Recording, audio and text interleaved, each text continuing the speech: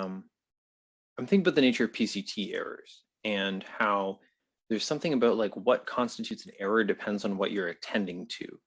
So there's something about how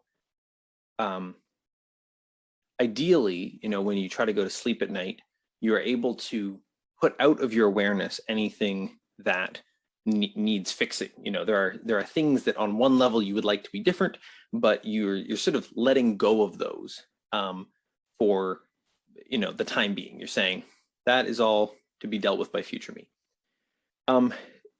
Similarly, in order to focus on anything, you need to not be worried about everything else.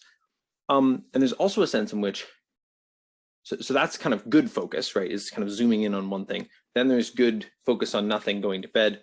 And then there's also a state where you focus on nothing until something internally arises that feels like the thing to do. And this is really interesting. I found myself asking sort of like, why does this work? Why does this matter? Why are my days off important? Why do I need to start my days off with no open browser tabs? And if I start my day off, or if I start a day with a bunch of browser tabs open, these tabs cue me to errors. They remind me of things that I want to be different, and kind of tend to cause a narrowed awareness around those errors. And if I have a whole bunch of tabs, then I have a kind of fragmentedly narrow awareness around all of those issues. I'm thinking of awareness, expanded awareness in Michael Ashcroft's sense of how he talks about Alexander technique. I don't know if he coined that term or if it's a common term in Alexander technique, but anyway, the thing he talks about, expanded awareness. And so I'm thinking about PCT and expanded awareness and how there's something that happens where if you sit quietly, sort of without any external input, sooner or later, some sort of thing will arise. It might be as simple as, oh, I got to go to the bathroom. I'm hungry, and you kind of, if you want to be able to listen to deeper errors, then to some extent you might need to take care of those first. Or, you just say, look, I'm fasting today. I'm not going to deal with the hunger.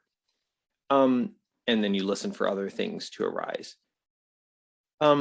This seems like a really good way to organize sort of self-directed motivation towards stuff, because otherwise, would be the right way to set complex intentions, basically, is sort of like, when I get quiet, like, what do I notice needs doing?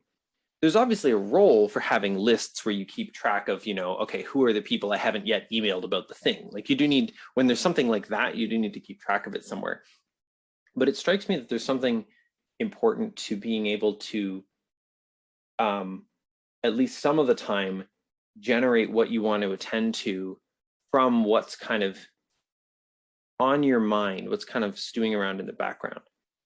And of course, getting things done, the part of the original brilliance of it was the idea that you would free your mind to focus on what you're working on by putting everything that was arising and distracting you into a trusted system.